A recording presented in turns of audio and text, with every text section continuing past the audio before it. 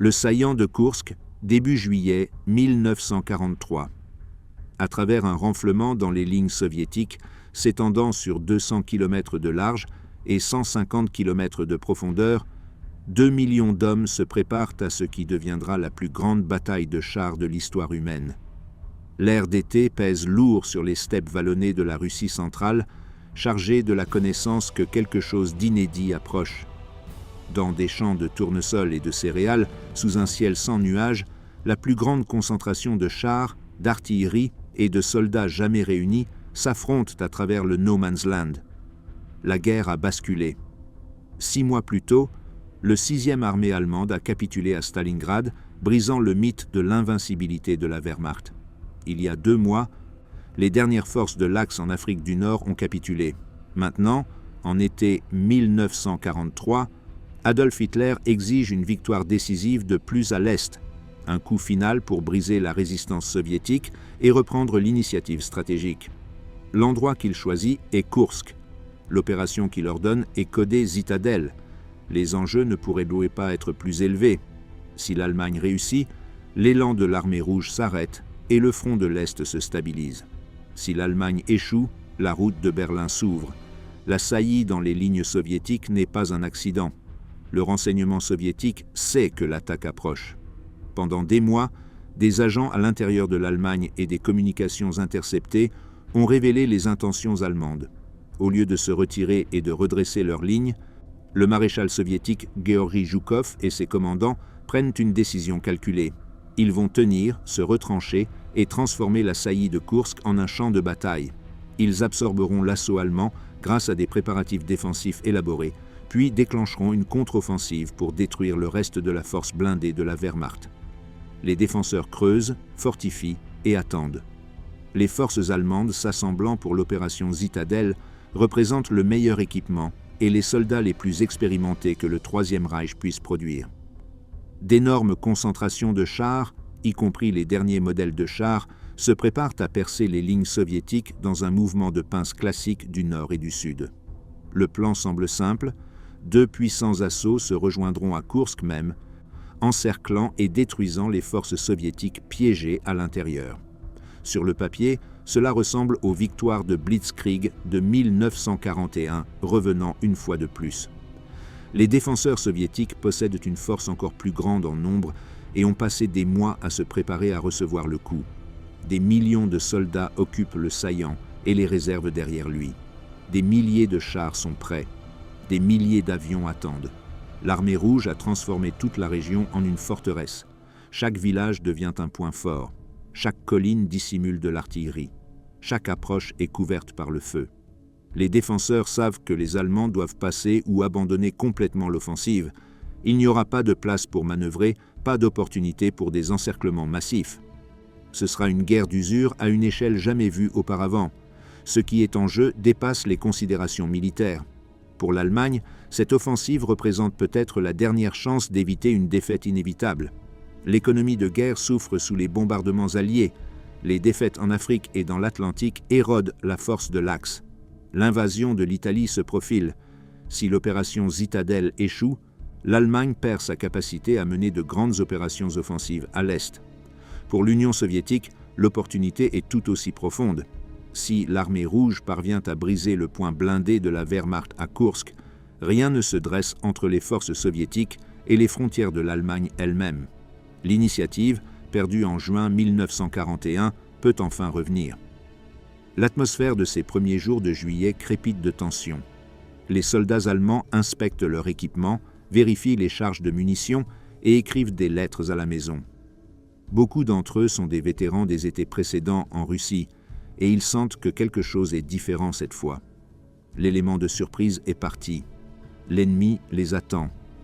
Les soldats soviétiques regardent à travers les lignes vers les positions allemandes, observant les nuages de poussière soulevés par des panzers massés. Ils testent les armes, armant les défenses et se préparent à l'assaut qu'ils savent qu'il viendra avec l'aube. Un commandant de char allemand écrira plus tard « Nous savions tous que c'était différent. Les Russes étaient prêts pour nous, attendant, et notre avantage de surprise était perdu. Nous avancions dans une zone de meurtre préparée, mais les ordres étaient les ordres. La plus grande bataille de chars de l'histoire est sur le point de commencer. Lors de 2 semaines de combats si intenses que les survivants en parleront à voix basse pour le reste de leur vie, le sort du front de l'Est, et peut-être de toute la guerre, sera décidé dans les champs et villages autour d'une ville russe obscure. La bataille de Koursk s'ouvre le 5 juillet 1943 et rien ne sera jamais plus pareil. La situation stratégique sur le front oriental au printemps de 1943 présente à l'Allemagne un dilemme sans précédent. Pour la première fois depuis le début de l'opération Barbarossa en juin 1941, la Wehrmacht se trouve sur la défensive le long de la plupart du front. La perte catastrophique de la 6e armée à Stalingrad en février résonne encore dans le haut commandement allemand. La contre-offensive du maréchal Erich von Manstein en mars reprend Kharkov et stabilise le front sud. Mais cette victoire ne fait que retarder la question inévitable. L'Allemagne peut-elle encore gagner cette guerre ? La saillie de Koursk existe en raison de l'excès d'engagement soviétique pendant l'offensive d'hiver. En poussant vers l'ouest après Stalingrad, les forces soviétiques pénètrent profondément dans le territoire allemand autour de Koursk, créant un énorme renflement dans les lignes s'étendant sur environ 200 km du nord au sud et 150 km dans le territoire allemand. Les deux camps reconnaissent le problème tactique qu'il engendre. Pour les Allemands, la saillie représente une cible tentante pour l'encerclement. Pour les Soviétiques, elle offre un potentiel tremplin pour de futures offensives, mais crée également une vulnérabilité. Adolf Hitler saisit le saillant de Koursk comme objectif de l'offensive estivale de l'Allemagne. En avril 1943, il émet la directive du Führer numéro 6, ordonnant l'opération Zitadelle. L'objectif semble simple, le groupe d'armées centre attaque vers le sud depuis le saillant d'Orel, tandis que le groupe d'armées sud avance vers le nord depuis Belgorod. Les deux pinces se rencontrent à l'est de Koursk, piégeant les forces soviétiques dans un immense encerclement. Hitler croit que cette victoire restaurera le prestige allemand et créera les conditions d'une paix négociée. Le retard s'avère fatal pour les chances allemandes. Initialement prévue pour mai, l'opération Zitadelle subit des reports répétés. Hitler insiste pour attendre l'arrivée des nouveaux chars Panther et des chasseurs de chars Ferdinand sur le front, souhaitant une supériorité technologique pour compenser les avantages numériques soviétiques croissants. Chaque semaine de retard donne plus de temps à l'armée rouge pour se préparer. Les commandants allemands argumentent avec amertume. Le général Heinz Guderian s'oppose entièrement à l'opération. Le maréchal von Manstein croit que le succès nécessite un lancement immédiat en mai. Au moment où Hitler fixe l'attaque au début de juillet, la fenêtre d'opportunité est fermée. Le renseignement soviétique pénètre la planification allemande dès le début. Le réseau d'espionnage Lucie en Suisse, des agents au sein du haut commandement allemand et les interceptions ultra de Bletchley Park fournissent tous des détails sur les intentions allemandes. Fin avril, le haut commandement soviétique sait non seulement que les Allemands prévoient d'attaquer le saillant de Koursk, mais aussi les grandes lignes de l'offensive. Le maréchal Georgi Zhukov présente à Joseph Staline deux options: se retirer du saillant et redresser les lignes, ou rester sur place et préparer des défenses élaborées. Staline choisit de tenir et de se battre. Les préparations défensives deviennent les plus étendues de l'histoire militaire. 8 ceintures défensives séparées s'étendent à travers le saillant, certaines positions atteignant des profondeurs de 300 km derrière les lignes de front. La première ceinture se compose de champs de mines étendus, de fossés anti-chars, de bunkers et de positions d'artillerie dissimulées. Chaque ceinture suivante reflète ce schéma. Les ingénieurs soviétiques posent plus d'1 million de mines rien que dans le secteur nord. Des points d'appui anti-chars apparaissent tous les quelques kilomètres. Chacun conçu pour canaliser les chars allemands dans des zones de mort prédéterminées. Chaque village se transforme en forteresse. L'effort de construction sidère l'imagination. Des ouvriers civils et des ingénieurs militaires travaillent tout au long de mai et juin, creusant près de 5000 km de tranchées et construisant plus de 20 000 emplacements de canons.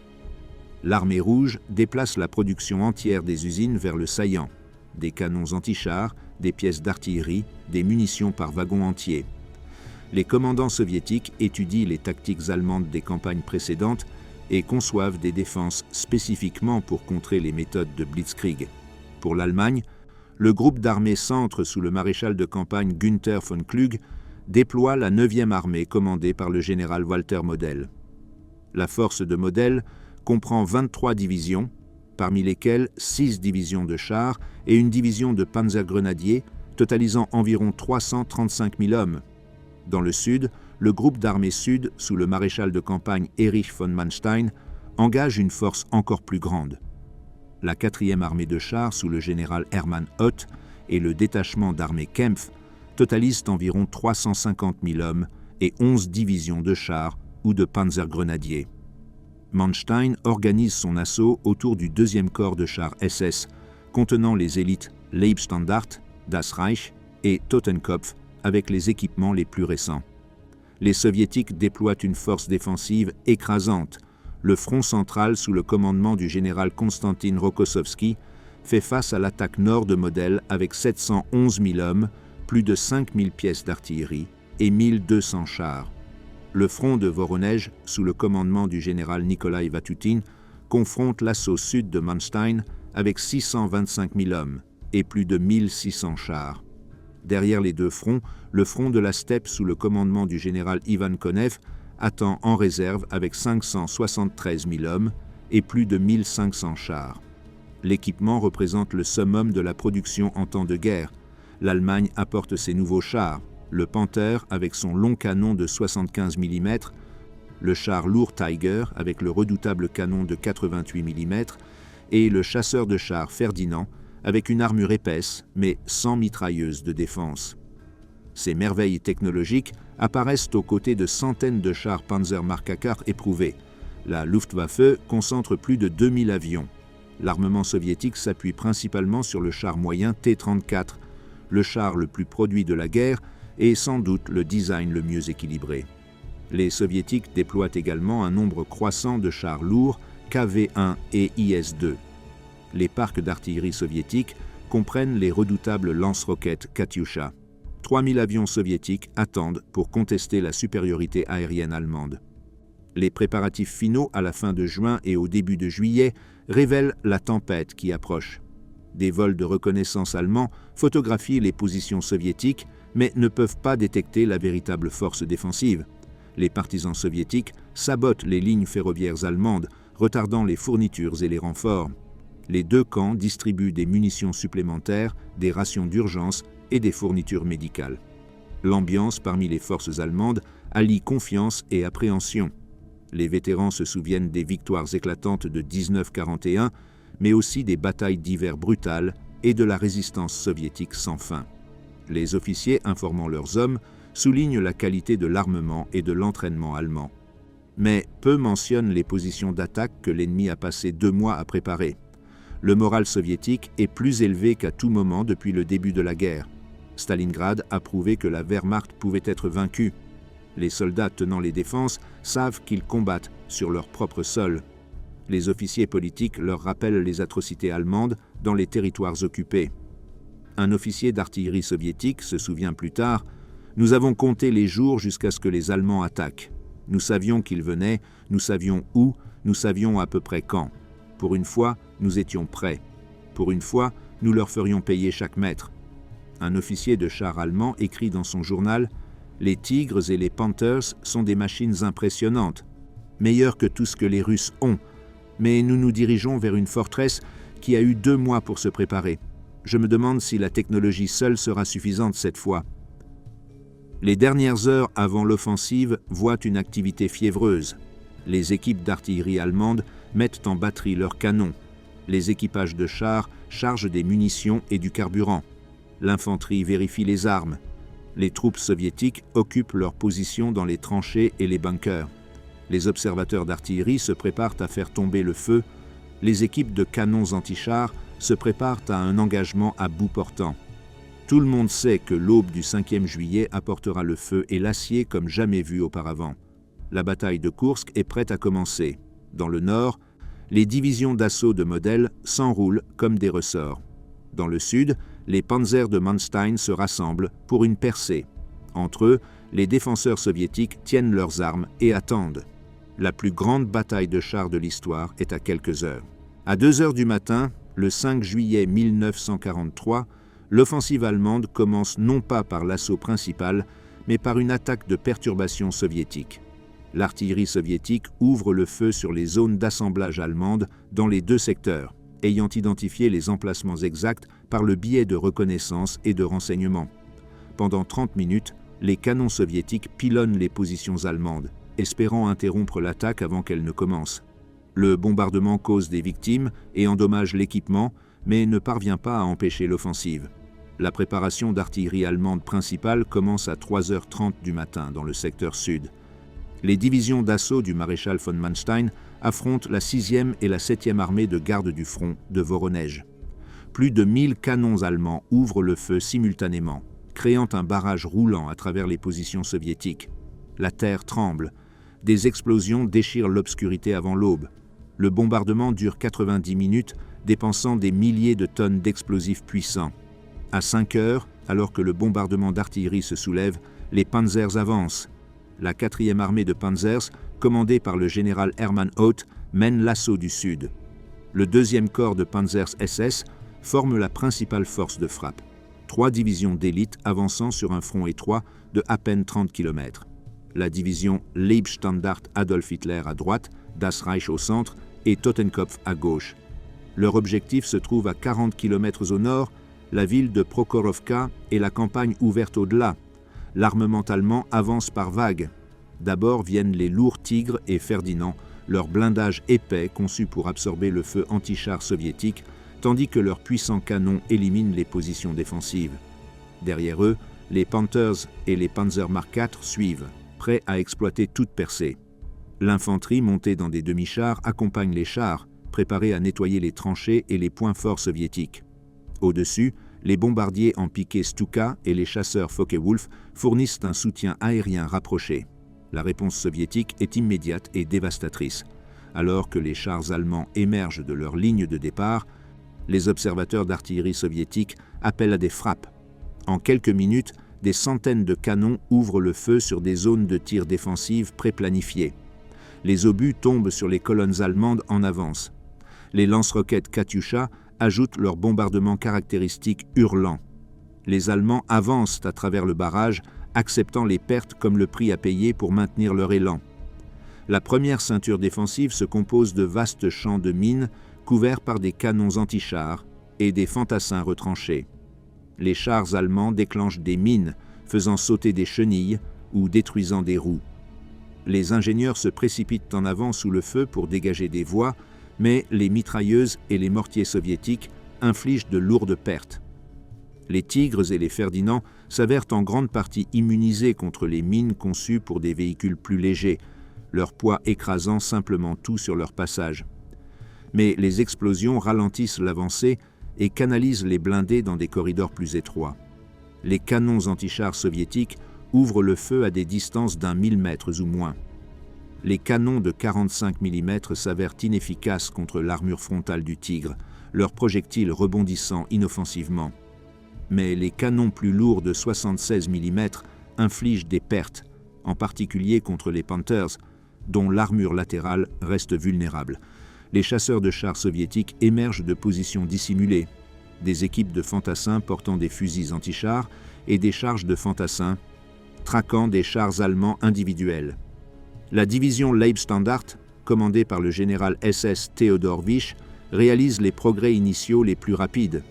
Avançant au nord-est vers le village de Berezov, les Tigres de la division en tête de l'assaut.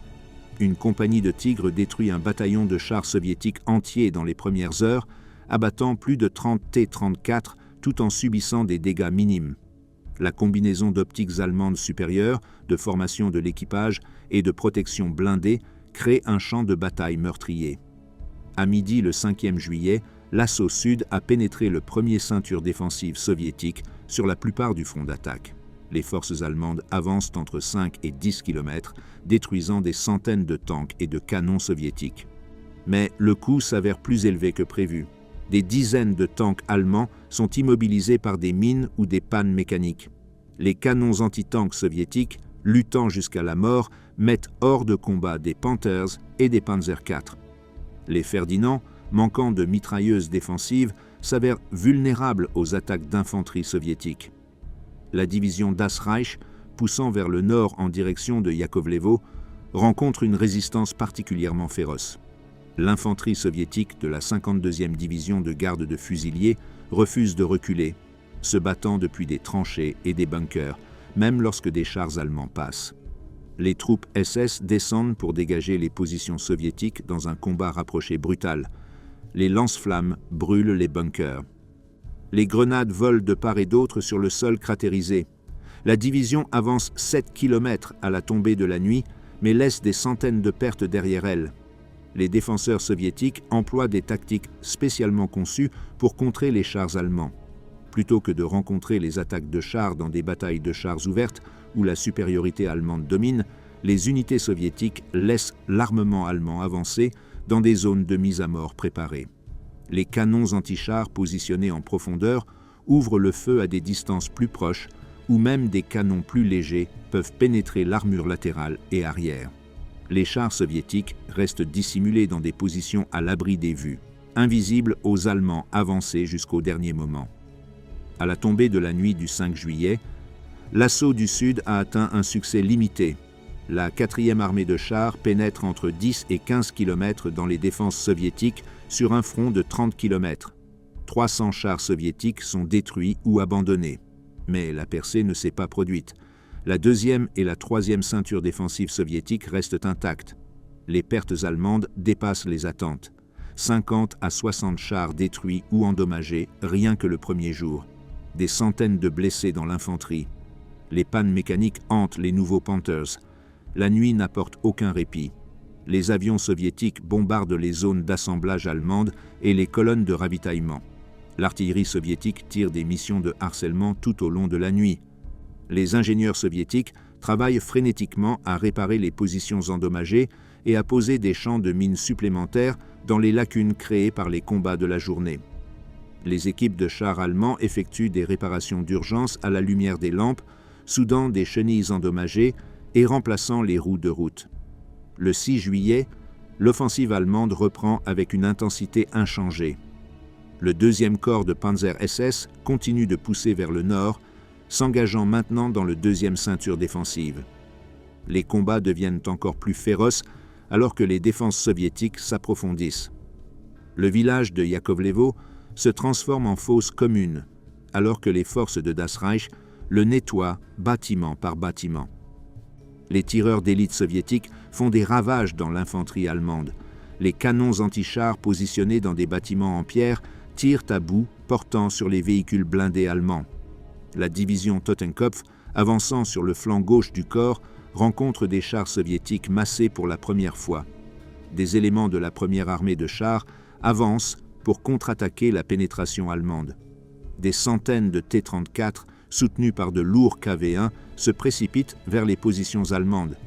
La bataille de chars qui s'ensuit se déroule à travers des champs ouverts au sud de la rivière Psel. Les Tigres et les Panthers allemands engagent des chars soviétiques à longue portée, détruisant des T-34 avant que les chars soviétiques ne puissent réduire la distance. Mais les chiffres soviétiques parlent d'eux-mêmes. Pour chaque T-34 détruit, 2 autres apparaissent. Le champ de bataille devient un paysage cauchemardesque. Des chars en feu envoient des colonnes de fumée noire dans le ciel d'été. Des véhicules détruits jonchent les champs. Des cratères d'obus marquent la terre. Des soldats morts et blessés des 2 côtés gisent sur le terrain contesté. L'odeur de carburant brûlé, d'explosifs et de morts plane sur tout. Les températures grimpent, ajoutant l'épuisement dû à la chaleur aux pertes au combat. La poussière soulevée par des milliers de véhicules réduit la visibilité. D'ici le 7 juillet, l'assaut du Sud avait avancé d'environ 20 km dans les défenses soviétiques.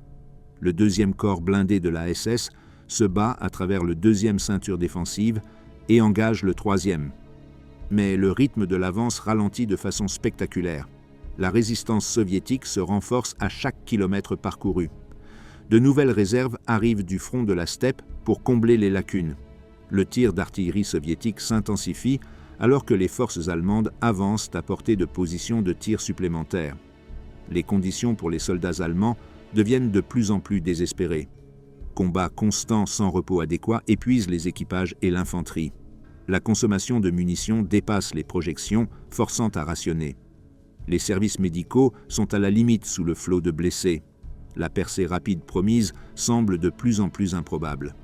Les commandants allemands rapportent à Manstein que les défenses soviétiques s'avèrent beaucoup plus solides que ce que les renseignements avaient estimé. Les commandants soviétiques reconnaissent que leur stratégie défensive fonctionne.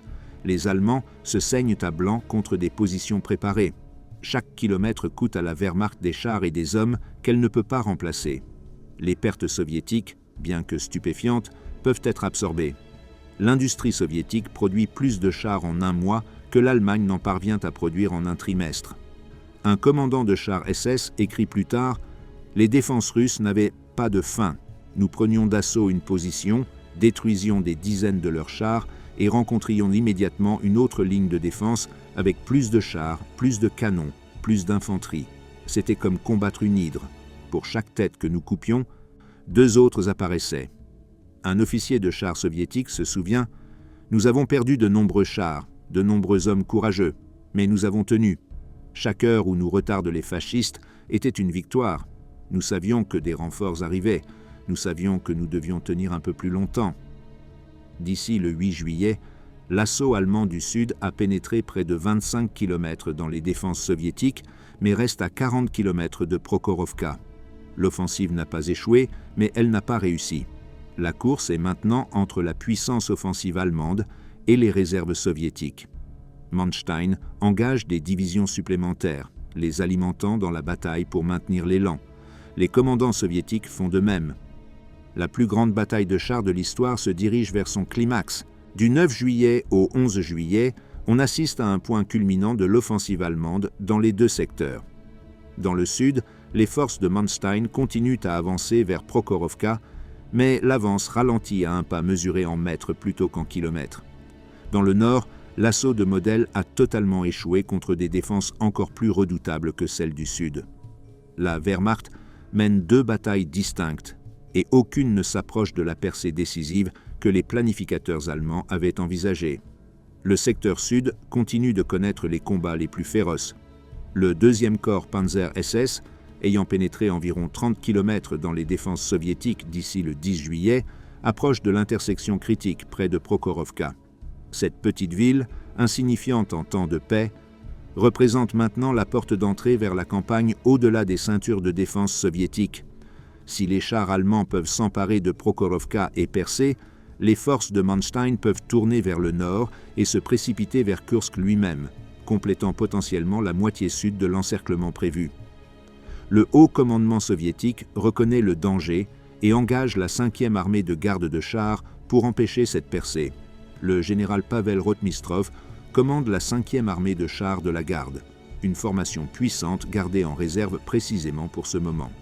L'armée contient plus de 800 chars et obusiers automoteurs, y compris des centaines de T-34 et de nouveaux chars lourds. Dans la nuit du 11e au 12e juillet, Rotmistrov reçoit l'ordre de lancer une contre-attaque massive contre le 2e corps blindé SS à Prokhorovka. L'objectif, écraser la pointe allemande, arrêter l'offensive et commencer à repousser les envahisseurs. Les services de renseignement soviétiques estiment la force blindée allemande à environ 300 à 400 véhicules dans la région de Prokhorovka. Rotmistrov prévoit de les submerger par le nombre et l'agressivité. L'aube du 12 juillet 1943 se lève claire et chaude sur les champs au sud-ouest de Prokhorovka. À 8h30 du matin, l'artillerie soviétique commence un bombardement massif des positions allemandes. Pendant 15 minutes, des milliers d'armes martèlent des zones d'assemblage allemandes présumées. Puis, à 8h50, des centaines de chars soviétiques se précipitent en vague, avançant vers les positions allemandes à pleine vitesse. La 5e armée de chars de la garde attaque en formation dense, présentant un spectacle de blindage sans précédent, même dans cette guerre de géants mécanisés. La bataille qui s'ensuit devient le plus grand engagement de chars en une seule journée dans l'histoire militaire. Environ 1200 chars et canons d'assaut s'affrontent sur un champ de bataille mesurant à peine 15 km². Les Allemands, s'attendant à poursuivre leur propre avancée vers le nord, font face à une vague énorme de blindés soviétiques. Les équipages de chars SS engagent des cibles aussi vite qu'ils peuvent les acquérir. Les Tigres et les Panthers détruisent des T-34 à longue portée, leurs canons et optiques supérieures offrant un avantage meurtrier. Mais les chars soviétiques continuent d'arriver, réduisant la distance où les avantages allemands diminuent. Les tactiques de Rotmistrov neutralisent délibérément la supériorité allemande. Plutôt que de s'engager dans des duels à longue portée où les canons et l'armure allemande dominent, les chars soviétiques se précipitent vers les positions allemandes à pleine vitesse. Les T-34 chargent en groupe de 10 ou 20, acceptant des pertes horribles pour se rapprocher à 500 mètres, puis à 200, puis à bout portant. À ces distances, les canons soviétiques de 76 mm peuvent pénétrer l'armure latérale des Tigres. Les commandants de chars soviétiques percutent les véhicules allemands lorsque les munitions s'épuisent ou que les canons se bloquent. Le champ de bataille se dissout dans le chaos avec des chars soviétiques et allemands entremêlés, tirant à des distances si proches que certaines crews s'engagent avec des pistolets et des mitraillettes. Les combats atteignent une intensité qui défie toute description. Les chars explosent alors que les munitions s'enflamment, projetant des tourelles à des mètres dans les airs. Les équipages sautent de véhicules en feu uniquement pour être abattus par des tirs de mitrailleuses. La fumée de centaines de chars en feu réduit la visibilité à presque rien. Les commandants perdent le contrôle de leurs unités alors que les communications radio s'effondrent dans le chaos électronique. Des duels individuels de chars se produisent à des distances de 50 mètres ou moins. Le bruit des moteurs, des tirs et des explosions devient un rugissement continu. La chaleur estivale se combine avec les incendies pour créer des températures à l'intérieur des compartiments de chars qui approchent des niveaux insupportables. Les pertes soviétiques se révèlent catastrophiques. À la fin de la journée, la 5e armée de chars de la garde de Rotmistrov perd environ 300 à 400 chars détruits et un nombre similaire endommagé. Des bataillons entiers cessent d'exister.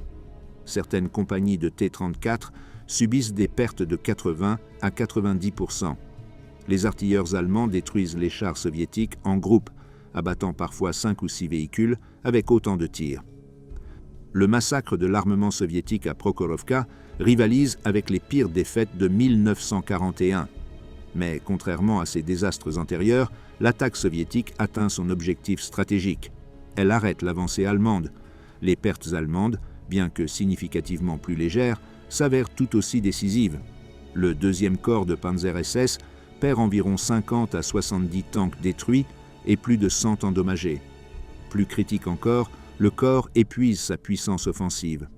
Les 3 divisions SS qui ont commencé l'opération Zitadelle, avec près de 400 tanks entre elles, ne comptent désormais plus que 200 véhicules opérationnels. L'épuisement des équipages, les pannes mécaniques et les dommages de combat ont érodé la force de combat allemande à tel point que de nouvelles grandes offensives deviennent impossibles. L'avant-garde de Manstein a été émoussée. Le champ de bataille après Prokhorovka ressemble à un cimetière industriel. Des centaines de chars détruits et endommagés jonchent les champs. Beaucoup brûlent pendant des heures, les munitions continuant d'exploser. Les corps des équipages de chars sont éparpillés parmi les débris. L'odeur charnelle de chair brûlée, de combustible diesel et d'explosifs plane sur le paysage. Les 2 camps évacuent les blessés et tentent de récupérer les véhicules endommagés sous le couvert de l'obscurité. Les équipes de récupération allemandes travaillent frénétiquement pour remorquer les Panthers et Tigers endommagés vers des installations de réparation, sachant que chaque véhicule représente des semaines de production. Les équipes de récupération soviétiques font de même, récupérant ce qu'elles peuvent parmi les débris. Alors que la bataille de Prokhorovka fait rage dans le sud, le secteur nord présente une image tout aussi sombre pour les espoirs allemands. La 9e armée du général Model, attaquant vers le sud depuis le saillant d'Orel en direction de Koursk, progresse encore moins que les forces de Manstein. L'assaut de Model, débutant le 5e juillet avec la même préparation d'artillerie et les mêmes pointes blindées que l'attaque du sud, se heurte à des défenses soviétiques qui se révèlent encore plus redoutables que celles auxquelles est confrontée la 4e armée blindée. Le front central, sous le général Rokossovski, a préparé ses défenses avec une minutie particulière. Les avertissements des services de renseignement concernant les intentions allemandes ont donné aux ingénieurs soviétiques un temps supplémentaire pour renforcer le secteur nord. Des champs de mines s'étendent sur des kilomètres. Des douves antichars canalisent l'armement allemand vers des zones de destruction prédéterminées. Chaque village a été transformé en forteresse. La 13e armée, défendant l'axe principal de l'attaque de Model, s'est retranchée avec plus de 3000 canons antichars et des mines se chiffrant par centaines de milliers. Les forces de Model comprennent le 47e corps blindé, en tête avec les chars Panther de la 10e brigade blindée. Le Panther, le dernier modèle de char d'Allemagne, fait ses débuts au combat à Kursk. Sur le papier, le Panther représente une arme capable de gagner la guerre, une armure inclinée, un puissant canon de 75 mm, une bonne vitesse et mobilité. En réalité, les Panthers s'avèrent mécaniquement peu fiables. Les transmissions échouent sous la pression du combat. Les moteurs surchauffent. Les transmissions finales se cassent. Des 200 Panthers déployés avec l'armée de Model, la moitié est hors de service en raison de pannes mécaniques dans les 3 premiers jours de combat. L'avancée allemande dans le nord se mesure en centaines de mètres plutôt qu'en kilomètres. D'ici le 7 juillet, les forces de Model pénètrent à peine 10 à 12 km dans les défenses soviétiques, moins de la moitié de la distance atteinte par Manstein dans le sud. Les tactiques défensives soviétiques s'avèrent dévastatrices. Les canons antichars engagent l'armement allemand depuis des positions dissimulées, détruisant des chars avant que les équipages allemands ne puissent identifier la menace. L'infanterie soviétique s'infiltre autour des pointes de lance allemandes, attaquant des colonnes d'approvisionnement et des postes de commandement. Le champ de bataille devient une série de combats isolés plutôt qu'une percée fluide. La gare de Ponyry, une collection apparemment insignifiante de bâtiments au nord-est de Kursk, devient le point focal de certains des combats les plus sauvages de la guerre. Model engage les 2e et 9e divisions blindées pour s'emparer de Ponyry, croyant que sa capture ouvrira la route vers Kursk.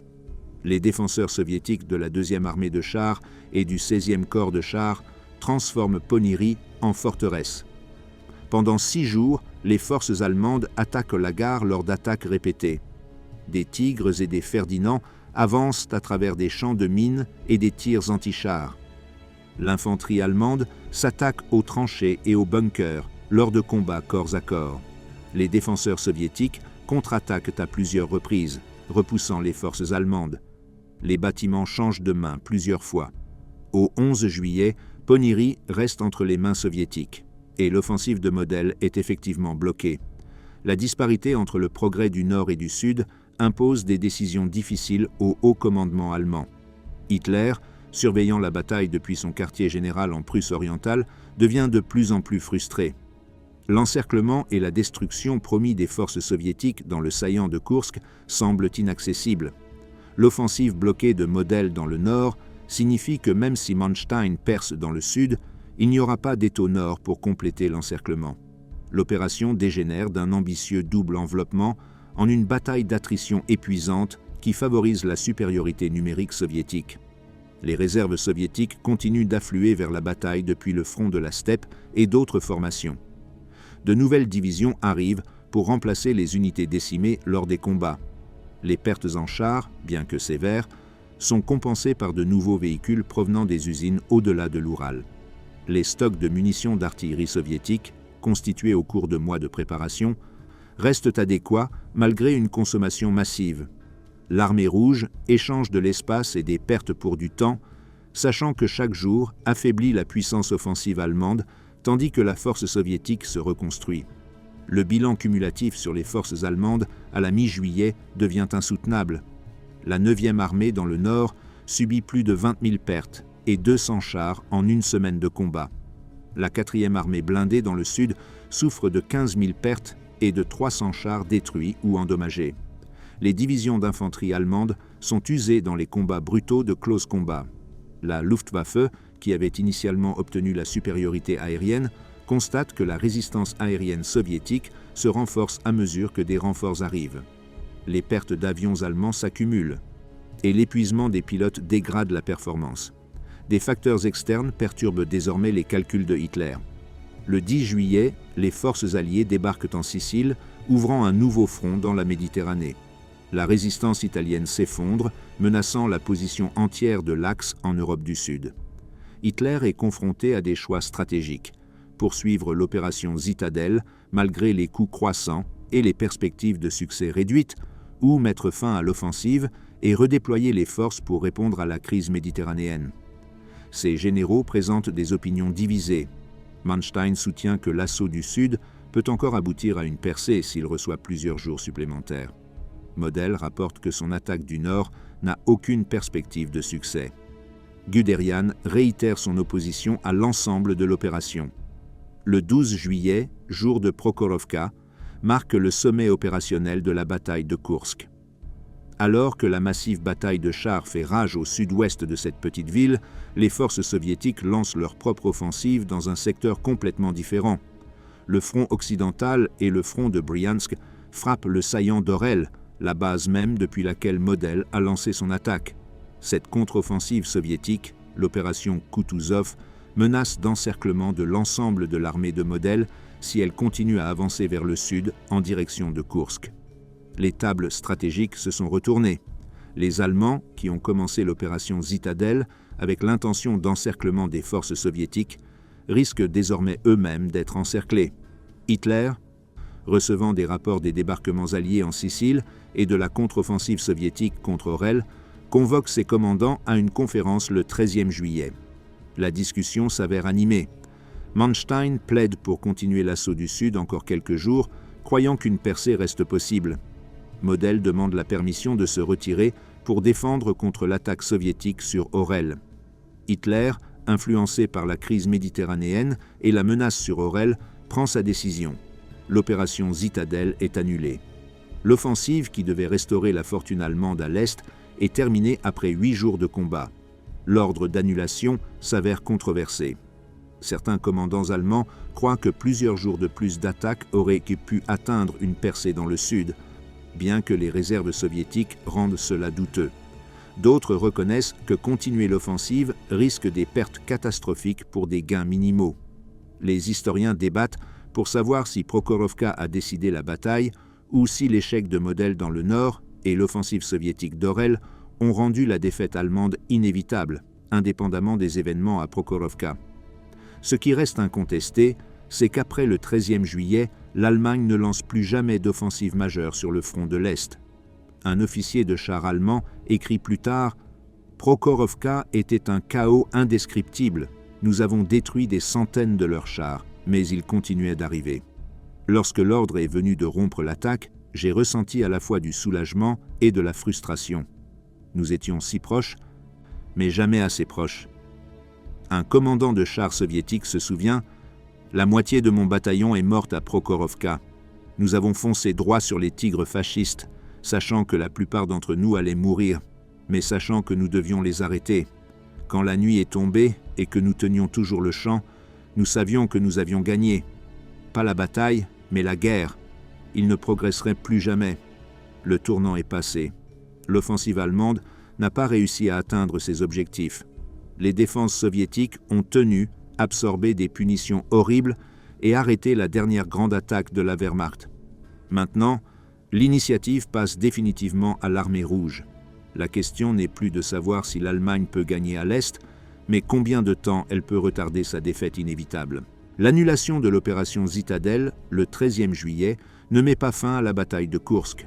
Au lieu de cela, elle marque la transition de l'offensive allemande vers la contre-offensive soviétique, un changement qui transforme la situation stratégique sur l'ensemble du front oriental. L'ordre d'Hitler met fin à l'assaut, mais n'autorise pas le retrait immédiat. Les forces allemandes doivent tenir leur position tout en répondant simultanément à l'énorme attaque soviétique sur le saillant d'Orel, qui a débuté le 12e juillet. La contre-offensive soviétique se déroule en phase conçue pour exploiter la faiblesse allemande et empêcher toute réorganisation des positions défensives. L'opération Kutuzov, l'assaut sur le saillant d'Orel au nord de Koursk, implique 3 fronts soviétiques avec plus d'1 300 000 soldats, soutenus par plus de 3 000 chars et 21 000 canons. L'objectif va au-delà de simplement repousser les forces allemandes. Les commandants soviétiques ont l'intention de détruire complètement l'armée de Model et de libérer la ville d'Orel. Les attaques soviétiques commencent par des barrages d'artillerie dévastateurs. Des milliers d'armes ouvrent le feu simultanément sur les positions allemandes, délivrant des concentrations qui submergent les défenses. Les bombardements durent des heures, détruisant systématiquement les fortifications allemandes, les postes de commandement et les dépôts de ravitaillement. L'aviation soviétique, Atteignant désormais la supériorité numérique, alors que la Luftwaffe se disperse pour faire face à de multiples menaces, bombarde les zones arrières allemandes et intercepte les routes de ravitaillement. Les forces allemandes, coincées entre la nécessité de défendre contre les attaques soviétiques et l'insistance de Hitler à maintenir le terrain acquis lors de Zitadelle, font face à des demandes impossibles. Les unités qui ont passé 8 jours à attaquer vers le sud doivent maintenant défendre contre les forces soviétiques venant du nord et de l'est. Des soldats épuisés, manquant de munitions et de renforts, occupent des positions contre des divisions soviétiques fraîches. Les unités de chars avec 50% ou moins de véhicules opérationnels font face à des formations blindées soviétiques à pleine capacité. La 9e armée du modèle effectue une retraite combattante de ses positions au sud d'Orel. La retraite, commençant à la mi-juillet, se déroule sous une pression soviétique constante. Les forces soviétiques poursuivent agressivement, tentant de couper les unités allemandes et de transformer la retraite en déroute. Les arrière-gardes allemandes mènent des actions de retardement désespérées au passage de rivières et aux carrefours routiers clés. Les Tigres et les derniers Panthers ancrent la défense, leur blindage lourd infligeant un lourd tribut aux tanks soviétiques poursuivants. Mais les pannes mécaniques et les pénuries de carburant forcent l'abandon de nombreux véhicules. Le retrait révèle l'ampleur totale des pertes allemandes pendant Zitadelle. Les champs et les bords de route sont jonchés d'équipements détruits et abandonnés. Des chars calcinés, des canons d'assaut neutralisés, des camions endommagés et des pièces d'artillerie brisées jalonnent la route du retrait. Des tombes allemandes apparaissent par centaines, creusées à la hâte et marquées par de simples croix ou casques sur des fusils. Des fournitures abandonnées témoignent de la capacité logistique en déclin de la Wehrmacht. Dans le secteur sud, les forces de Manstein subissent une pression similaire. Le 3e août, les forces soviétiques lancent l'opération Roumiantsev, une contre-offensive massive visant à libérer Belgorod et Kharkov. Le front de Voronej et le front de la Steppe, renforcés et réapprovisionnés, attaquent les positions allemandes avec plus d'1 million d'hommes et plus de 2000 chars. La 4e armée blindée et le détachement d'armée Kempf, encore en train de se remettre des coups reçus pendant Zitadelle, ne peuvent tenir. Les forces soviétiques reprennent Belgorod le 5e août lors de violents combats de rue qui laissent une grande partie en ruine. L'avance se poursuit vers Kharkov, la ville industrielle qui a changé de main à plusieurs reprises durant la guerre. Manstein, reconnaissant que maintenir Kharkov risque d'encerclement de l'ensemble de ses forces, demande la permission de se retirer. Hitler refuse initialement, déclarant Kharkov une forteresse à défendre à tout prix. Manstein ignore l'ordre et commence à évacuer la ville le 22 août. Les forces soviétiques entrent à Kharkov le 23 août, découvrant une ville dévastée par des années d'occupation et de combats.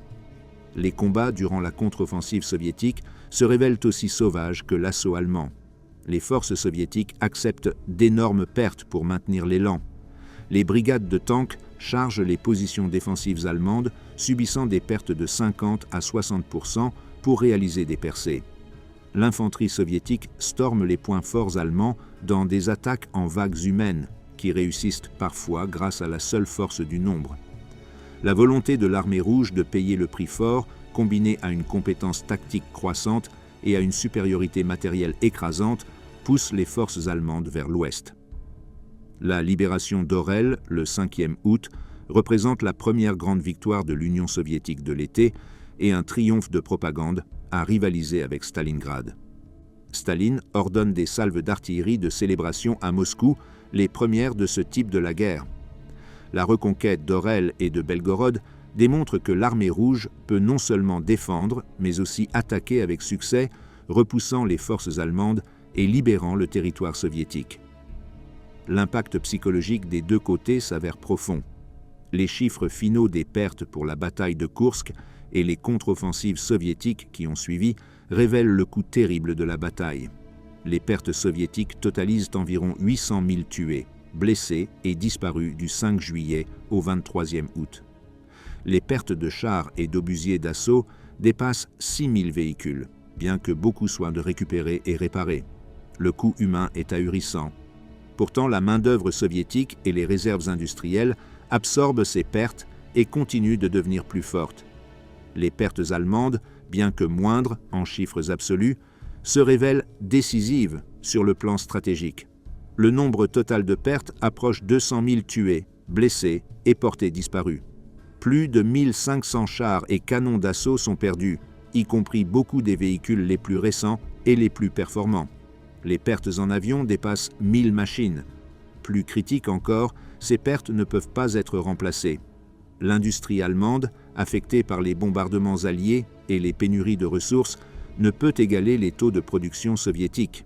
La Wehrmacht, qui se retire de Koursk, est fondamentalement plus faible que l'armée qui a commencé Zitadelle, tandis que son adversaire soviétique devient plus fort à chaque mois qui passe. Le champ de bataille lui-même, s'étendant sur des milliers de kilomètres carrés du centre de la Russie, devient un vaste cimetière. Des centaines de tanks détruits rouillent dans des champs où ils ont rencontré leur fin. Des cratères d'artillerie marquent le paysage, des villages dévastés, des forêts brûlées et des routes cratérisées témoignent de l'intensité de la bataille. Des munitions non explosées jonchent le sol, faisant des victimes civiles pendant des années après la fin des combats. Les forces allemandes établissent de nouvelles lignes de défense à l'ouest de leur position de départ, ayant échangé les territoires soviétiques acquis en 1940 et 1942 contre rien d'autre que des pertes humaines. Le front se stabilise temporairement au début de septembre, alors que les deux camps font une pause pour se réorganiser. Mais la situation stratégique a fondamentalement changé. Avant Koursk, l'Allemagne conservait une capacité théorique pour lancer de grandes offensives à l'est. Après Koursk, la Wehrmacht ne peut que défendre, échanger de l'espace contre du temps et espérer une paix négociée qui ne viendra jamais. Manstein et Model, deux des commandants les plus capables d'Allemagne, reconnaissent les implications stratégiques. Les deux hommes comprennent que Koursk ne représente pas seulement une défaite tactique, mais une catastrophe stratégique dont l'Allemagne ne peut se remettre. Dans des communications privées et des mémoires d'après-guerre, tous deux reconnaissent qu'après Koursk, la stratégie allemande à l'Est se réduit à retarder une défaite inévitable plutôt qu'à parvenir à la victoire. Un général allemand réfléchit plus tard. Koursk a marqué la fin de la puissance offensive allemande à l'Est. Nous avons engagé nos meilleures divisions, nos nouveaux tanks, nos meilleurs soldats contre des défenses préparées et nous avons échoué. Après Koursk, nous ne pouvions que reculer, lentement au début, puis de plus en plus vite, jusqu'à Berlin. Un officier d'état-major soviétique écrit « Les fascistes sont venus à Koursk croyant que leurs tigres et panthers les sauveraient. Ils ont appris que le courage, la détermination et le nombre comptent plus que la technologie. Nous avons payé un terrible prix, mais nous les avons arrêtés. Et une fois arrêtés, ils n'ont jamais avancé à nouveau. D'ici septembre 1943, la bataille de Koursk et ses conséquences se terminent. La plus grande bataille de chars de l'histoire se solde par une victoire soviétique complète. L'armée rouge a défendu avec succès, contre-attaqué de manière décisive et libéré un territoire significatif. La route vers l'ouest, vers l'Ukraine, la Biélorussie, la Pologne et finalement l'Allemagne est ouverte. La guerre à l'est entre dans sa phase finale, l'avance longue et sanglante de Koursk à Berlin. Derrière les statistiques stratégiques et les analyses opérationnelles se cache une catastrophe humaine d'une ampleur vertigineuse. Les chiffres compilés dans les dossiers militaires ne racontent qu'une partie de l'histoire. Derrière chaque chiffre de victimes se trouve une tragédie individuelle. Une famille détruite, une communauté dévastée, un avenir effacé. Les blessés présentent des blessures horrifiantes caractéristiques de la guerre mécanisée. Les équipages de chars souffrent de brûlures sur une grande partie de leur corps lorsque les munitions explosent ou que le carburant s'enflamme à l'intérieur de leur véhicule. Les brûlures, souvent de 3e degré, couvrent le visage, les mains et le torse, créant des blessures que la médecine des années 40 peine à traiter efficacement. De nombreuses victimes de brûlures meurent d'infection ou de choc dans les jours suivant la blessure. Ceux qui survivent font face à des mois ou des années de récupération douloureuse et de défiguration permanente. Les soldats d'infanterie souffrent de fragments d'obus, de balles et de blessures par explosion. Les obus d'artillerie à haute explosivité utilisés en quantité massive à Koursk créent des blessures qu'aucun chirurgien des guerres antérieures n'avait rencontrées, destruction massive des tissus, multiples blessures par fragments, amputations traumatiques. L'immédiat après-coup de grandes batailles de chars comme Prokhorovka révèlent des scènes de dévastation indescriptibles. Des centaines de carcasses de chars brûlés jonchent des champs sur des kilomètres carrés. Les corps des membres d'équipage sont éparpillés autour des véhicules détruits, tués en tentant de sortir ou abattus après avoir échappé à des chars en flammes. La chaleur estivale accélère la décomposition et, sous quelques jours, l'odeur de la mort plane sur le champ de bataille. Les deux camps organisent des détails d'enterrement pour inhumer les morts, mais les nombres dépassent la main-d'œuvre disponible. Beaucoup de corps reçoivent seulement une inhumation hâtive dans des trous d'obus ou des fosses communes. Une identification adéquate s'avère impossible pour la plupart des victimes. Les plaques d'identité fondent dans les feux, les uniformes brûlent et de nombreux corps sont endommagés au-delà de toute reconnaissance. Les prisonniers soviétiques, capturés par les forces allemandes pendant la bataille, sont transportés vers des camps en Pologne occupés ou en Allemagne où les conditions restent délibérément mortelles. L'idéologie raciale nazie considère les peuples slaves comme sous-humains et les prisonniers soviétiques reçoivent un traitement reflétant cette vision meurtrière du monde. Des rations de famine, un abri inadéquat, des conditions de travail brutales et des meurtres systématiques tuent la plupart des prisonniers soviétiques dans les mois suivant leur capture. Les prisonniers allemands entre les mains soviétiques font face à des années de captivité dans des conditions difficiles, beaucoup ne rentrant chez eux qu'à partir des années 1950. Les pertes civiles dans la région de Koursk s'avèrent difficiles à calculer avec précision, mais se chiffrent certainement à des dizaines de milliers. La population civile dans la saillie et les zones environnantes souffre de bombardements d'artillerie, de frappes aériennes, de combats balayants à travers les villages et d'atrocités délibérées. Les villages pris entre les armées avancées et en retraite sont détruits, leurs habitants tués dans des tirs croisés ou assassinés intentionnellement. Les civils soviétiques accusés de collaboration font face à l'exécution lorsque l'armée rouge reprend le territoire. Les forces allemandes tuent des civils soupçonnés d'activités partisanes ou simplement pour créer la terreur. Des centaines de milliers de civils sont rendus sans abri par les combats. Les villages dans toute la zone de combat brûlent jusqu'au sol, victimes des tirs d'artillerie, des bombardements aériens ou de destructions délibérées. Les familles de paysans qui ont survécu à l'occupation allemande font maintenant face à la tâche de reconstruire à partir de rien. Les maisons sont détruites, le bétail tué ou volé, les récoltes piétinées par des chars et brûlées lors des combats. Les réfugiés fuient les zones de combat avec les biens qu'ils peuvent transporter, créant des flux de personnes déplacées qui submergent les autorités civiles soviétiques. Le traumatisme psychologique infligé aux survivants, militaires et civils, s'avère profond et durable. Les soldats qui endurent des semaines de combat continus sans repos adéquat subissent ce que la médecine contemporaine appelle le choc Shell ou la fatigue de combat, désormais reconnu comme le trouble de stress post-traumatique.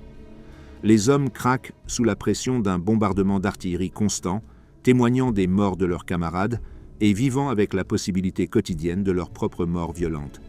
Les services médicaux militaires soviétiques, axés sur les blessures physiques, offrent peu de traitements pour les victimes psychologiques. Les civils qui ont survécu à la bataille portent leurs propres traumas. Les enfants sont témoins d'horreurs qu'aucun enfant ne devrait voir, des parents tués, des maisons détruites, une violence à une échelle qui brise l'innocence. Les femmes subissent des violences sexuelles, à la fois de la part des occupants allemands et, de plus en plus, des soldats soviétiques, alors que la discipline se détériore sous le stress du combat. Les résidents âgés qui ont survécu à des guerres et révolutions précédentes font face à une nouvelle catastrophe qui détruit des communautés et des modes de vie. Les jours et les semaines qui suivent immédiatement la bataille voient des efforts désespérés pour soigner les blessés et enterrer les morts.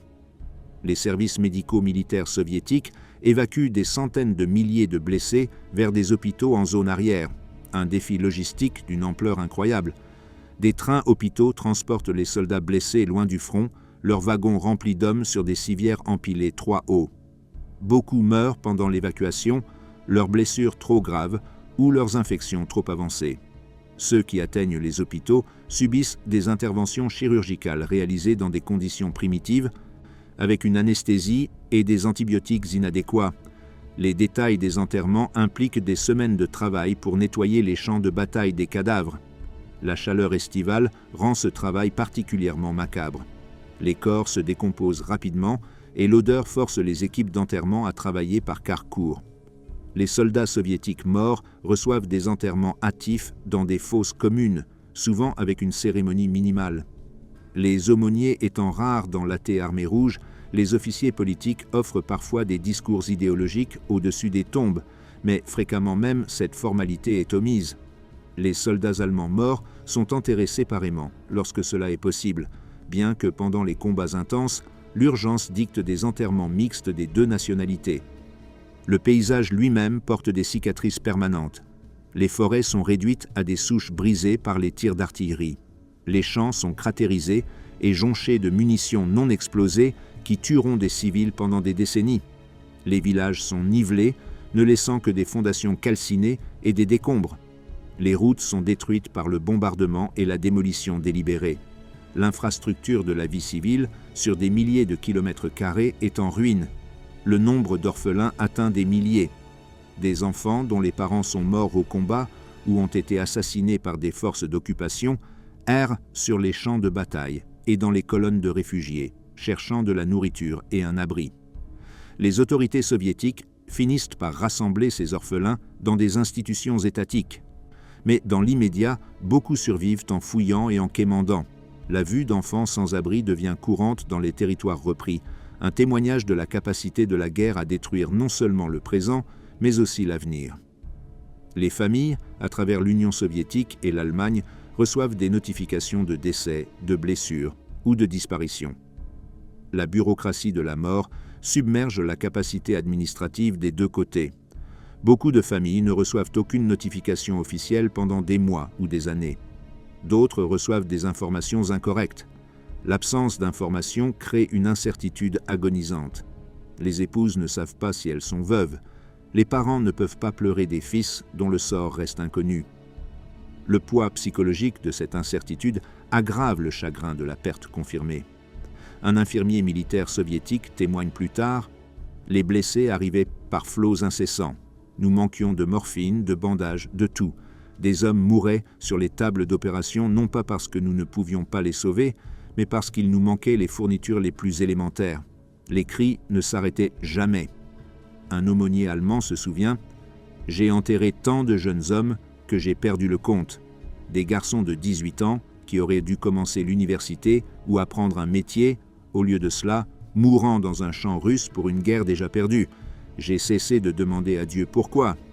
Il n'y avait pas de réponse. » Les suites immédiates de la bataille de Koursk créent une crise humanitaire d'une ampleur écrasante. Les services médicaux, les détails funéraires et les systèmes d'assistance aux réfugiés des deux côtés sont poussés au-delà de leur point de rupture. L'ampleur de la souffrance défie toute réponse adéquate. Dans les années à venir, les survivants auront du mal à expliquer ce qu'ils ont été témoins à ceux qui n'étaient pas là.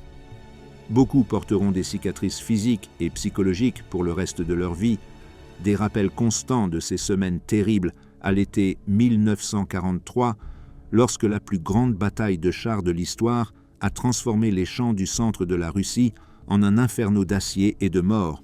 La bataille de Koursk est l'un des engagements décisifs de la Seconde Guerre mondiale, un tournant à partir duquel la position stratégique de l'Allemagne à l'Est ne se remet jamais. L'importance de la bataille s'étend bien au-delà du résultat tactique immédiat d'une offensive allemande repoussée et d'une contre-offensive soviétique réussie. Koursk représente le moment où l'initiative stratégique sur le front de l'Est passe irréversiblement de l'Allemagne à l'Union soviétique, transformant le caractère de la guerre d'un concours à l'issue incertaine à une avancée soviétique inexorable vers Berlin. L'impact stratégique immédiat s'avère dévastateur pour l'Allemagne. L'échec de l'opération Zitadelle consomme la dernière capacité offensive majeure de la Wehrmacht à l'Est. Les divisions de chars engagées dans l'assaut, la force d'attaque premier de l'Allemagne, émergent de la bataille comme des ombres de leur ancienne force. Les pertes de chars, bien que remplaçables en théorie, ne peuvent pas être remplacées à des taux nécessaires pour reconstruire ces formations à une capacité offensive. Plus critique encore, la perte d'équipages formés, chacun représentant des mois d'instruction coûteuses, érode l'avantage qualitatif dont jouissaient auparavant les forces blindées allemandes. Les futures opérations allemandes à l'Est seront purement défensives, combattant une série d'actions de retardement contre un ennemi devenant de plus en plus fort chaque mois qui passe. La destruction de la puissance offensive allemande à Koursk permet à l'Union soviétique de saisir et de maintenir l'initiative pour le reste de la guerre. Suite à la victoire à Koursk, l'Armée rouge lance une série d'offensives massives qui poussent les forces allemandes vers l'ouest. La libération de l'Ukraine commence à l'automne 1943. La Biélorussie suit à l'été 1944. En janvier 1945, les forces soviétiques se trouvent sur le sol allemand, préparant l'assaut final sur Berlin. Aucune de ces opérations ultérieures n'aurait été possible si l'Allemagne avait réussi à percer à Koursk et à détruire d'importantes forces soviétiques dans un encerclement réussi. Les conséquences politiques s'étendent au-delà du front Est. L'échec de l'Allemagne à Koursk, combiné avec le débarquement allié en Sicile en juillet 1943 et la capitulation italienne qui s'ensuit, démontrent aux nations neutres et aux alliés indécis que l'Axe ne peut pas gagner la guerre. La Turquie, que l'Allemagne a courtisée tout au long de la guerre, maintient sa neutralité et finit par rejoindre les Alliés en février 1945. La Finlande, co-belligérant de l'Allemagne contre l'Union soviétique, commence à rechercher une paix séparée, signant finalement un armistice en septembre 1944. L'isolement stratégique de l'Allemagne s'accélère à mesure que d'anciens alliés et partenaires potentiels reconnaissent la défaite allemande inévitable. Les leçons militaires tirées de Koursk influencent profondément les opérations soviétiques suivantes. Les tactiques défensives employées avec succès contre l'opération Zitadelle, multiples ceintures défensives en profondeur, concentration massive de mines, points forts antichars et contre-attaques agressives, devenues la doctrine défensive standard soviétique. Lorsqu'elles sont adaptées aux opérations offensives, ces leçons informent les offensives massives soviétiques de 1944 et 1945. L'Armée rouge apprend à coordonner l'armure, l'artillerie, l'infanterie et la puissance aérienne dans des opérations de force combinées qui détruisent systématiquement les positions défensives allemandes. L'art opérationnel démontré dans la planification et l'exécution soviétique après Koursk représente une transformation fondamentale par rapport à l'Armée rouge qui a subi des défaites catastrophiques en 1941. Les leçons militaires allemandes de Koursk s'avèrent plus difficiles à mettre en œuvre. Les commandants allemands reconnaissent qu'attaquer des défenses soviétiques préparées sans surprise adéquate et sans force suffisante ne produit rien d'autre que des pertes. La valeur des nouveaux chars Tigre et Panthère devient évidente, mais leurs limites le sont aussi. Fiabilité mécanique insuffisante, consommation excessive de carburant et vulnérabilité aux attaques d'infanterie à courte portée. La doctrine tactique allemande s'adapte aux opérations défensives en mettant l'accent sur des réserves mobiles et des contre-attaques blindées plutôt que sur des offensives prolongées. Mais ces adaptations ne peuvent pas surmonter les inconvénients stratégiques fondamentaux, la diminution du personnel, une production insuffisante, des pénuries de carburant et l'arithmétique inexorable d'une guerre à deux fronts. Le coût humain de Koursk résonne à travers la société soviétique pendant des générations. Les pertes massives, bien que absorbées par les réserves de main-d'œuvre soviétiques, représentent des pertes permanentes de pères, de fils, de maris et de frères. Chaque famille soviétique touchée par la guerre, et peu restent intactes, porte le fardeau de la perte. L'impact démographique des pertes militaires soviétiques, y compris à Koursk, se manifeste par des taux de natalité réduits, des déséquilibres entre les sexes et une génération marquée par le traumatisme. La culture commémorative soviétique élève Koursk au statut légendaire, célébrant la victoire tout en reconnaissant le terrible prix payé. Les vétérans de Koursk reçoivent une reconnaissance particulière dans la société soviétique, bien que beaucoup portent des blessures psychologiques qu'ils n'évoquent jamais. Pour l'Allemagne, Koursk représente le début de la fin sur le front de l'Est. Les tentatives de propagande du régime nazi essaient de dépeindre la bataille comme un succès défensif, affirmant des pertes soviétiques gonflées tout en minimisant les pertes allemandes. Mais les soldats allemands et les civils reconnaissent de plus en plus la vérité. Les lettres du front, bien que censurées, transmettent la réalité d'une guerre perdue. Le front intérieur allemand, soumis à des bombardements alliés intensifiés tout au long de 1943, fait face à la perspective d'une défaite totale. la tentative d'assassinat du 20 juillet 1944 sur Hitler, reflète en partie la reconnaissance des officiers militaires. Informés par des désastres comme Kursk, que l'Allemagne ne peut pas gagner et que la poursuite du combat n'engendre que destruction supplémentaire. La bataille de Kursk est commémorée aujourd'hui à travers des mémoriaux, des musées et des commémorations annuelles en Russie et dans d'autres anciennes républiques soviétiques. Le champ de bataille lui-même, préservé par endroits et construit ailleurs, attire des historiens, des vétérans en nombre décroissant et ceux qui cherchent à comprendre ce moment décisif. Le complexe mémorial à Prokhorovka, site de la bataille de chars décisive, présente un clocher visible à des kilomètres à travers la steppe, commémorant les soldats soviétiques qui y ont perdu la vie. Les musées à Kursk, à Orel et à Belgorod exposent des artefacts récupérés du champ de bataille, des morceaux de chars rouillés, des casques, des armes et des objets personnels appartenant à ceux qui ont combattu.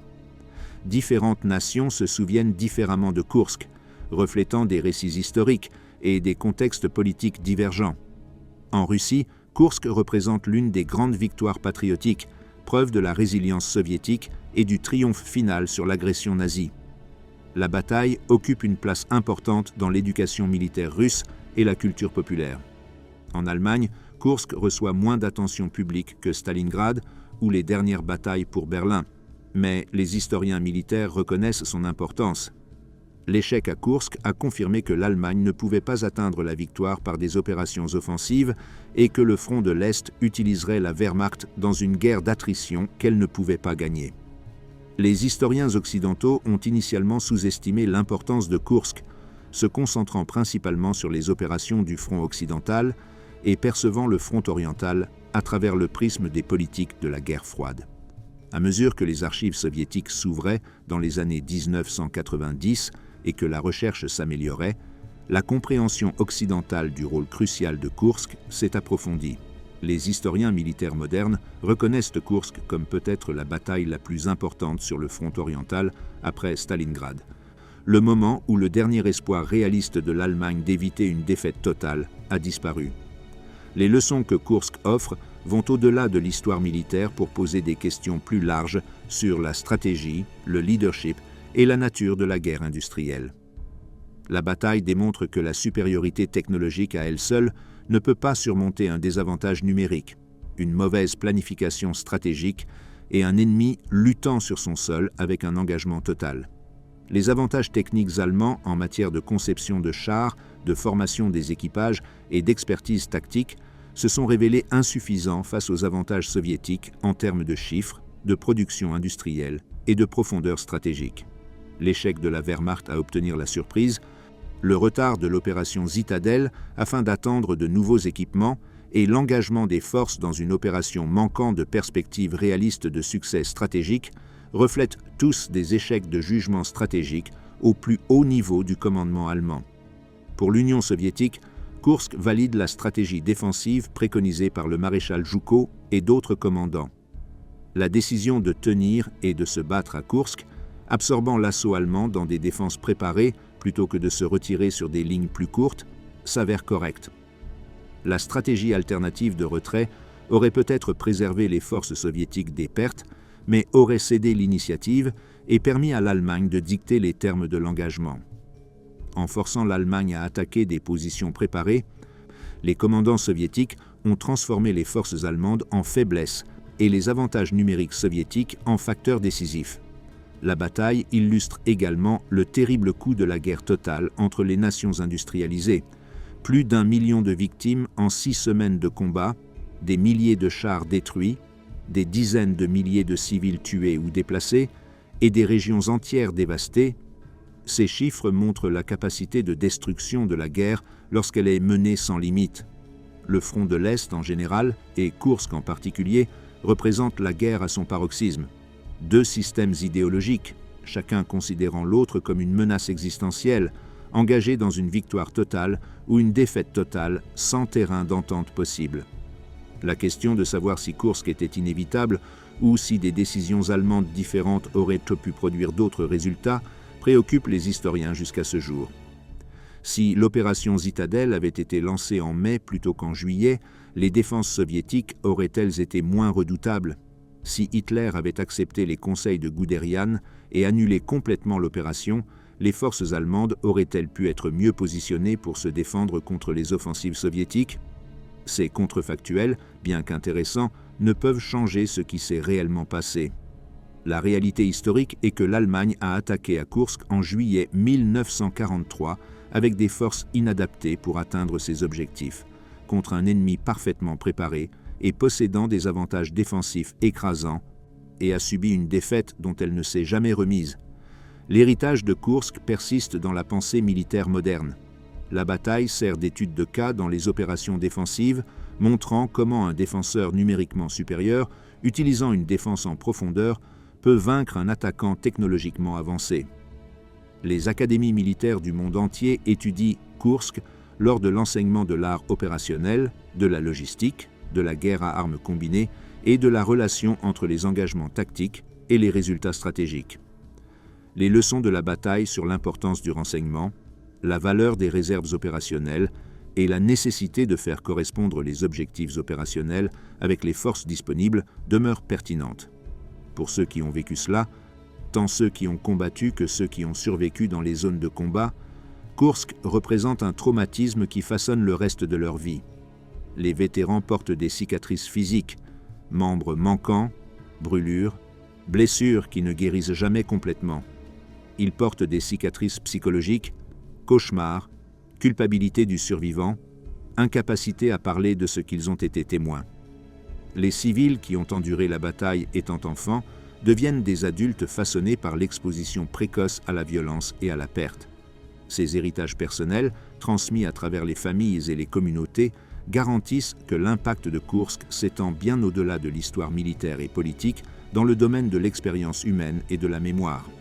La bataille de Koursk, vue du point de vue de 8 décennies plus tard, se dresse comme une charnière sur laquelle la Seconde Guerre mondiale a pivoté.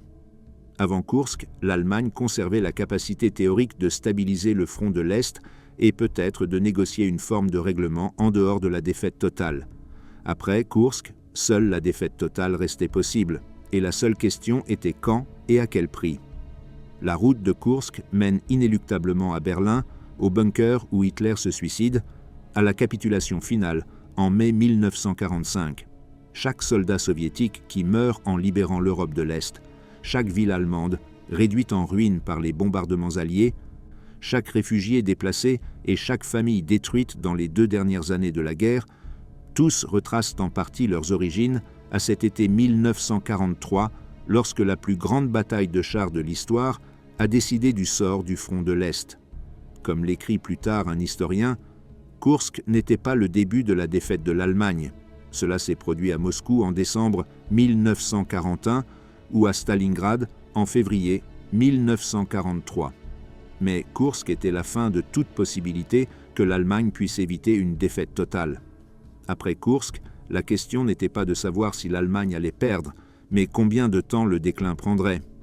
Les champs autour de Koursk, Prokhorovka et Orel cultivent à nouveau des céréales, comme ils l'ont fait pendant des siècles. Les chars brûlés ont été enlevés, les tranchées comblées, les cratères de bombes nivelés, mais sous le sol reposent les restes de milliers de personnes qui y ont péri, et dans la mémoire des survivants et de leurs descendants, la bataille perdure. La plus grande bataille de chars de l'histoire s'est terminée il y a plus de 80 ans, mais ses conséquences ont façonné le monde qui a suivi et continuent de résonner à travers l'histoire, rappelant le coup terrible de la guerre et la mince ligne entre la victoire et la catastrophe sur laquelle peut basculer le sort des nations.